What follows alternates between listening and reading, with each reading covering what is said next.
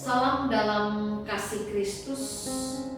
Satu harapan saya, semoga kita masing-masing dalam keadaan selalu berpengharapan dan tidak berputus asa dalam menjalani kehidupan ini. Apalagi kita baru beberapa lama saja ya memasuki, masih ada di awal-awal tahun 2021. Semoga perjumpaan pada hari ini juga dapat semakin menyegarkan dan menguatkan iman kehidupan kita sebagai anak-anak Allah.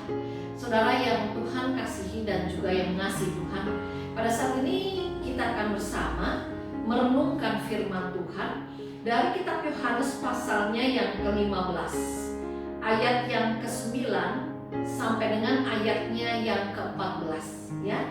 Yohanes 15 ayat yang ke-9 sampai dengan ayatnya yang ke-14. Yang demikian bunyi firman Tuhan. Seperti Bapa telah mengasihi aku, demikianlah juga aku telah mengasihi kamu. Tinggallah di dalam kasihku itu. Jikalau kamu menuruti perintahku, kamu akan tinggal di dalam kasihku, seperti aku menuruti perintah Bapakku dan tinggal di dalam kasihnya. Semuanya itu kukatakan kepadamu, supaya sukacitaku ada di dalam kamu, dan sukacitamu menjadi penuh. Inilah perintahku, yaitu supaya kamu saling mengasihi, seperti aku telah mengasihi kamu.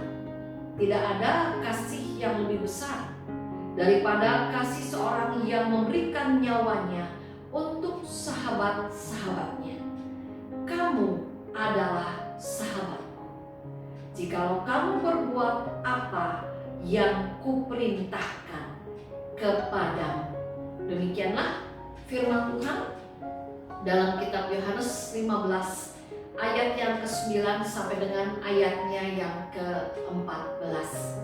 Saudara, kalau kita berbicara tentang kata kasih, itu adalah kata yang sudah seringkali kita dengar atau mungkin kita ucapkan. Kata tersebut punya makna yang sangat luar biasa dan punya pengertian yang juga sangat luar biasa dan bisa sangat banyak. Apalagi jika sudah ditambahkan dengan imbuhan di dalam bahasa Indonesia.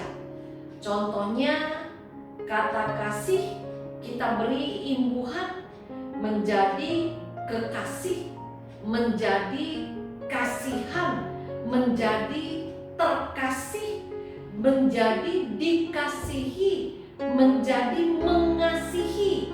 Nah, masing-masing setelah diberi imbuhan baik awalan atau akhiran, pada akhirnya kata kasih itu mempunyai arti yang berbeda satu dengan yang lain, tergantung dengan imbuhan apa yang disematkan kepadanya. Tetapi saudara, kalau kita perhatikan, jika kita berbicara tentang kasih, maka kata kasih itu selalu merujuk pada relasi ya, antara satu orang dengan orang yang lain.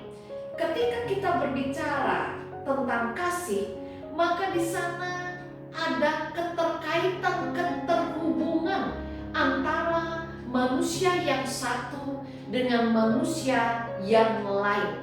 Nah, pada saat ini kalau kita lihat dalam firman Allah dalam Yohanes 15 yang dalam judul perikop perintah supaya saling mengasihi, pada hari ini pun kita diingatkan kembali bahwa yang namanya kasih itu merupakan inti iman Kristen.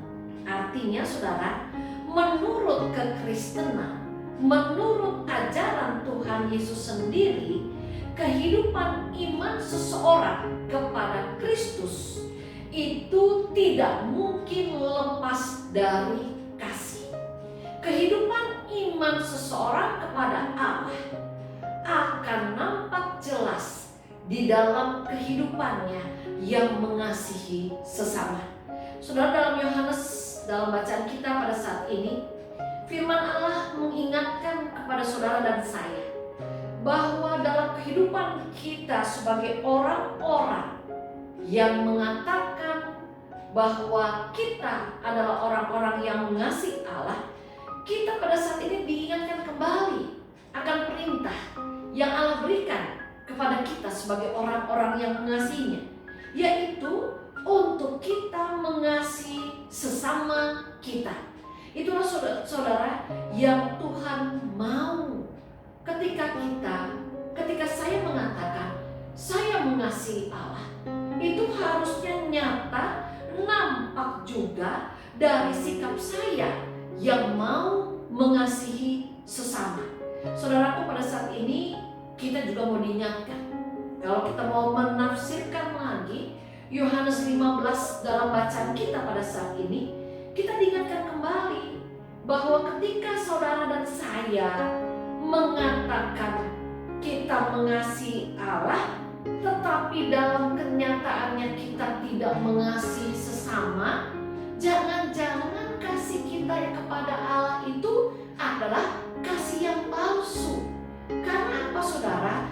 Jelas sekali firman Allah pada saat ini mengingatkan kepada saudara dan saya, bahkan menegaskan kepada saudara dan saya salah satu bukti yang tidak bisa tidak ada, jadi harus ada, bahwa kita hidup mengasihi Allah adalah dengan sikap hidup mengasihi sesama. Saya bacakan firman Allah yang mengatakan demikian. Seperti Bapa telah mengasihi aku, demikian jugalah aku telah mengasihi kamu. Tinggallah di dalam kasihku itu. Jikalau kamu menuruti perintahku, kamu akan tinggal di dalam kasihku, seperti aku menuruti perintah Bapakku dan tinggal di dalam kasihnya. Lalu ayat yang ke-12, inilah perintahku, yaitu supaya kamu saling mengasihi seperti aku telah mengasihi kamu. Ayat yang ke-14, kamu adalah sahabatku jikalau kamu berbuat apa yang kuperintahkan kepadamu. Saudara kekasih Tuhan, firman Allah pada saat ini mengingatkan, menegaskan bahwa dalam kehidupan saudara dan saya, ketika kita mengasihi Allah, itu tidak mungkin dilepaskan dari sikap hidup yang mengasihi sesama. Nah, masalahnya pada saat ini juga saudara, kita bisa melihat betapa Allah begitu luar biasa baik.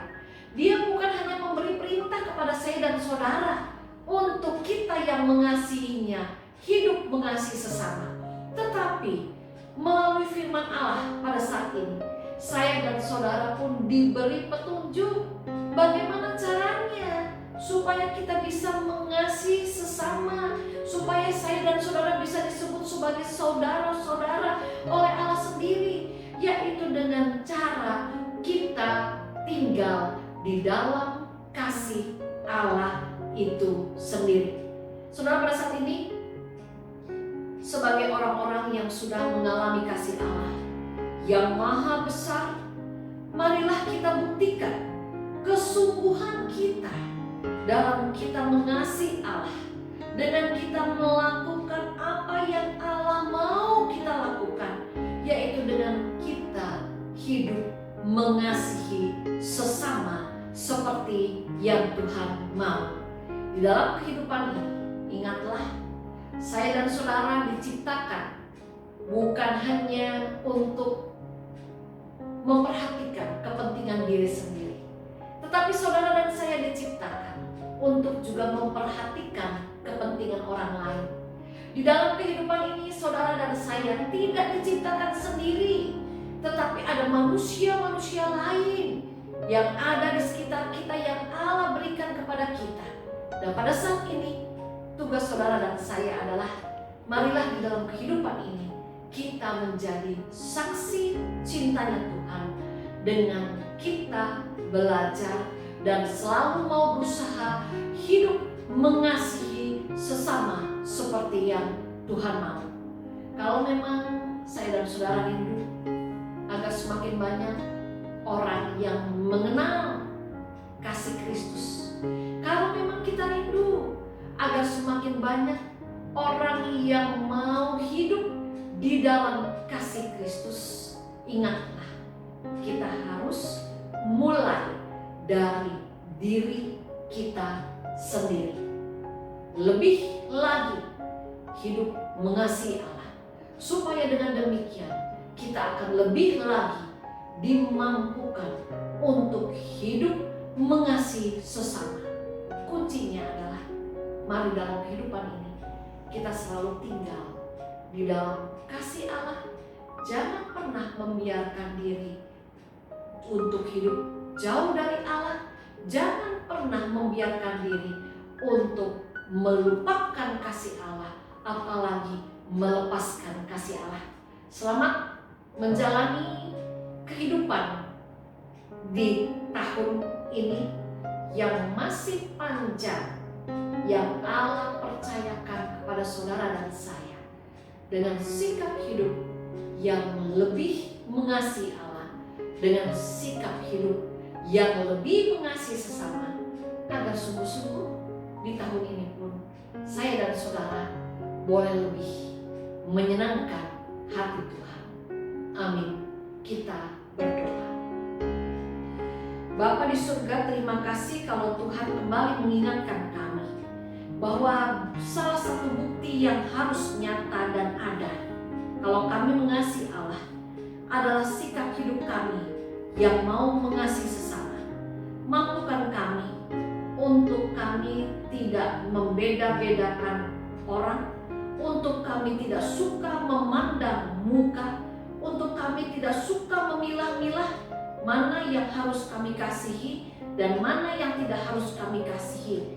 Mampukan kami Tuhan untuk kami senantiasa mau menyatakan kasih Allah kepada sesama, dengan kami mau mengasihi sesama siapapun mereka yang kami temui, bagaimanapun keadaan mereka dan situasi yang ada dalam hubungan kami dengan mereka. Tuhan, berkati kehidupan kami selanjutnya. Kami serahkan juga perjalanan hidup kami selanjutnya dalam cinta kasih Tuhan Yesus Kristus. Amin.